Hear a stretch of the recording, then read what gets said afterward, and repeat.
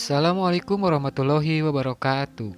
Sahabat Project Akhirat, kita sebagai umat muslim sudah tentu wajib menunaikan ibadah sholat. Karena sholat adalah tiangnya agama, bahwa sholat adalah amal yang paling dahulu diperiksa di hari kiamat. Bila sholatnya baik, baiklah seluruh amalnya. Bila sholatnya rusak, rusak jugalah seluruh amalnya. Begitu kata Rasulullah SAW. Mungkin pernah muncul pertanyaan di benak para sahabat, apakah sholatku diterima atau enggak ya oleh Allah Subhanahu wa Ta'ala? Bukankah Allah pernah berfirman bahwa celakalah orang-orang yang sholat? Bukankah Rasulullah pernah berkata bahwa ada orang yang sholat dan sholatnya dilipat Allah seperti pakaian pada hari kiamat dan dilemparkan ke wajahnya? Allah tidak menerima sholatnya.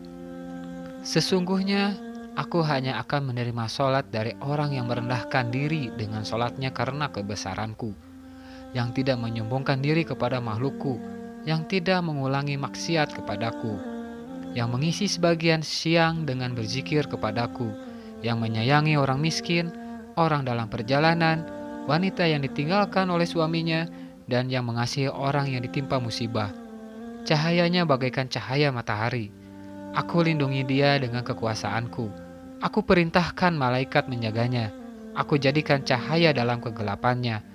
Aku berikan ilmu dalam ketidaktahuannya. Perumpamaannya dibandingkan dengan makhlukku yang lain adalah seperti perumpamaan Firdaus di surga. Syed Sabiq Islamuna halaman 119. Dari hadis qudsi tadi dapat kita simpulkan tanda-tanda orang yang diterima sholatnya. Dan berikut adalah 5 tanda orang yang sholatnya diterima oleh Allah Subhanahu wa Ta'ala. Pertama, dia yang merendahkan diri dengan sholatnya karena kebesaranku. Sholat yang diterima ialah sholat yang dilakukan dengan penuh tawadu karena kebesaran dan keagungan Allah. Ini tampak pada kehusyuan seluruh jiwa raga orang yang sholat. Ia merasa bahwa ia berdiri di hadapan Allah yang menguasai alam semesta. Diratakannya dahinya di atas tanah, dengan hati bergetar karena ia tahu bahwa ia bersimpuh di muka Rabbul Alamin, yang menghidupkan dan mematikan dia. Suatu hari Rasulullah melihat ada orang yang mempermainkan janggutnya ketika sholat. Andaikan orang ini khusyuk hatinya, akan khusyuk jugalah seluruh tubuhnya. Karena itu sebelum sholat yang harus diluruskan lebih dahulu adalah hati. Hati itu seperti pohon, kata Al-Ghazali. Bila dahannya rindang, burung-burung pun senang hinggap di atasnya. Bila hati bercabang, pikiran-pikiran dan nafsu pun senang bermain-main di dalamnya. Hadis ini menyatakan bahwa tawadu, merasakan kebesaran Allah Subhanahu wa Ta'ala, adalah syarat pertama untuk mencapai kehusyuan. Rasakan bahwa ketika Anda sholat, Anda tidak lagi berada di dunia ini. Anda mencapai mi'raj, menemui zat yang maha besar. Rasakan bahwa ketika Anda sholat, Allah mengawasi segala gerak-gerik Anda, mendengarkan permohonan Anda, menyaksikan ruku dan sujud Anda. Masukkan ke dalam hati dahsyatnya pertemuan dengan penguasa alam semesta. Putuskanlah semua cabang hati yang berkaitan dengan dunia ini, kata Rasulullah SAW bersabda. Sholatlah sholat perpisahan. Sholatlah sholat yang mengucapkan selamat tinggal kepada dunia ini. Kehusyuan tidak akan pernah tercapai bila kecintaan kepada dunia menguasai hati. Allah tidak akan terasa bila urusan dunia menjadi pusat perhatian. Diriwayatkan bahwa Ali bin Husain, bila beliau berwudu, pucatlah wajahnya, seakan-akan menghadapi sesuatu yang menakutkan. Ketika ditanya apa gerangan yang menimpanya ketika wudu, beliau menjawab, "Tahukah kamu, di hadapan siapa aku akan berdiri?" Ali bin Husain ingin mengingatkan kita bahwa pada waktu sholat kita berhadapan dengan Allah yang maha besar. Seorang di antara tabi'in, Khalaf bin Ayub, membiarkan lalat yang hinggap pada tubuhnya ketika ia sholat. Ketika ditanya, bagaimana ia bisa tahan menghadapi gangguan lalat? Khalaf menjawab, "Aku dengar penjahat-penjahat tahan dicambuki cameti raja dan bangga atas ketahanan mereka. Mengapa aku tahan terhadap lalat, padahal aku berdiri di hadapan Allah Rabbul Alamin? Inilah mengapa aku tahan. Inilah orang-orang yang tawado'a bihali uzmati, yang merendahkan diri karena kebesaranku. Inilah orang-orang yang sholatnya diterima Allah, karena merasa rendah di hadapan Allah. Hilang jugalah kesombongannya terhadap sesama manusia. Semua makhluk tidak berarti di depan Rabbul Izzati. Yang kedua, ciri orang yang diterima sholatnya adalah dia tidak menyombongkan diri kepada makhlukku, yaitu adalah tawaduknya dalam sholat melahirkan rendah hati dalam pergaulannya dengan sesama manusia. Kekuasaan tidak menyebabkan ia sombong karena ia tahu bahwa kekuasaan adalah amanat dari Allah Subhanahu wa taala. Kekayaan tidak menyebabkannya memperbudak orang lain karena ia tahu bahwa harta hanyalah titipan Allah. Pengetahuan tidak membuatnya tinggi diri, sebab ia tahu bahwa pengetahuannya tidak seberapa dibandingkan dengan luasnya ilmu ilahi. Orang yang sholatnya diterima tidak akan merasa dirinya lebih tinggi daripada orang lain. Rasulullah Shallallahu Alaihi Wasallam bersabda, tidak akan masuk surga orang yang dalam hatinya ada perasaan sombong, walaupun hanya sebesar debu saja. Tidak masuk ke dalam golongan yang diterima sholatnya kalau ia bertingkah laku sombong dan takabur terhadap sesamanya. Dan kemudian ciri orang yang diterima sholatnya yang ketiga adalah dia tidak mengulangi maksiat kepadaku. Dalam hidup, sekali waktu kita pernah jatuh ke dalam maksiat, kecil ataupun besar.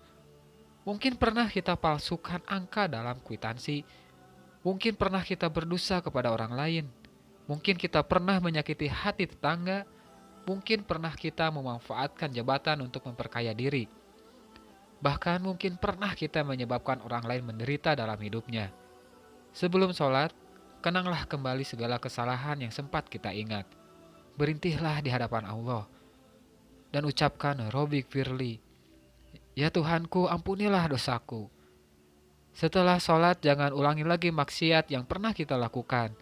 Sholat yang diterima ialah sholat yang mengubah perilaku orang, yang menyebabkan menjauhi fasya dan mungkar, kejelekan dan dosa. Barang siapa sholatnya tidak menyebabkan dia menjauhi kekejian dan kemungkaran, sholatnya hanya akan menambah dia jauh dari Allah saja. Sholatnya bukan menjadi alat taqarrub, melainkan malah menjadi taba'ud, menjauhkan diri dari Rabbul Alamin.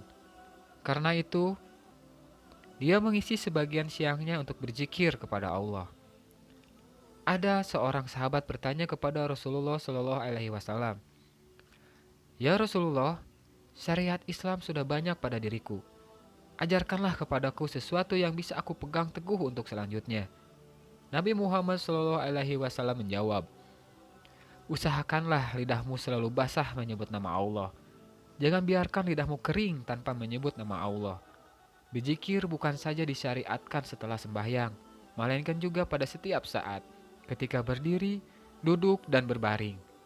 Pada satu majelis, sahabat menemukan Rasulullah membaca istighfar 100 kali.